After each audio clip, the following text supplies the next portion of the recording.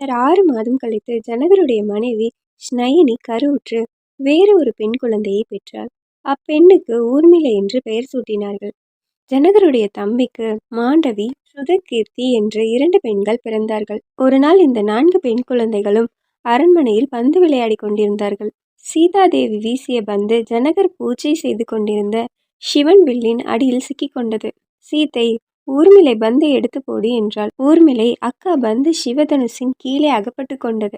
அது 60,000 பேர் எடுக்கக்கூடியது என்றாள். என்னம்மா, ஒரு பந்தை எடுக்க 60,000 பேரா என்று கூறி எண்ணம் போல் நடந்து இடக்கையில் வில்லை எடுத்து மூளையில் சாத்தி வைத்துவிட்டு பந்தை எடுத்து கொடுத்தாள். பழையபடியே வில்லை எடுத்து மேடையில் வைக்க மறந்துவிட்டாள். மறுநாள் காலையில் பூஜை செய்ய வந்த ஜனகர் வில் மேடையில் இல்லாமல் மூளையில் இருப்பதைக் கண்டு ஆச்சரியமடைந்தார். சேவகனை அழைத்து வில்லை யார் எடுத்தது என்று கேட்டார். சேவகன், இங்கு ஒருவரும் வரவில்லை என்று கூறினார். சீதாதேவி தன் தங்கையருடன் பந்து விளையாடினார்கள் என்றான்.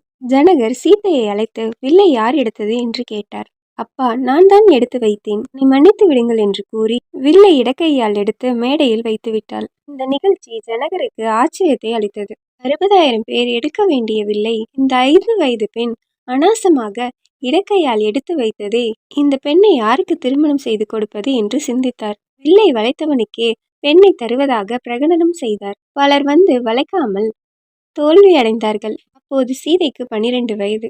சீதையின் திருமணம் பரம மங்களமாக நடைபெறும் பொருட்டு ஒரு சத்திர யாகம் தொடங்கினார். அந்த யாகத்திற்கு மன்னர்களும் மறையர்களும் வந்தார்கள். அந்த யாக அழைப்பு சித்தாசிரமத்தில் இருந்த விஸ்வாமித்திரரை அடைந்தது. விஸ்வாமித்திரர் ராமரை நோக்கி, ராமா, உன்னால் ஒரு பெரிய காரியம் நடக்க இருக்கிறது. அதற்கிடையில் ஜனகருடைய யாகத்திற்கு போக வேண்டும் என்று கூறி ராம லட்சுமணருடன் மிதிலையை நோக்கி புறப்பட்டார். வழியில் சோனை நதியை கண்டார்கள். கங்கா நதியை தரிசித்தார்கள். பகிதரன் கங்கையை கொண்டு வந்த வரலாற்றை விஸ்வாமித்திரர் ராமருக்கு கூறினார். வழியில் முருகப்பெருமான் திருவவதாரம் புரிந்த சரவண பொய்கையை கண்டு முருகப்பெருமானை நினைத்து வணங்கி மகிழ்ந்தார்கள். கோடக்காரன் சந்திப்பு மூவரும் தேவரும் போற்றும் மிதிலைக்கு அருகிலேயே சென்றார்கள். அங்கு ஒரு பெரிய நதி குறுக்கிட்டது. அதற்கு பாலம் இல்லை.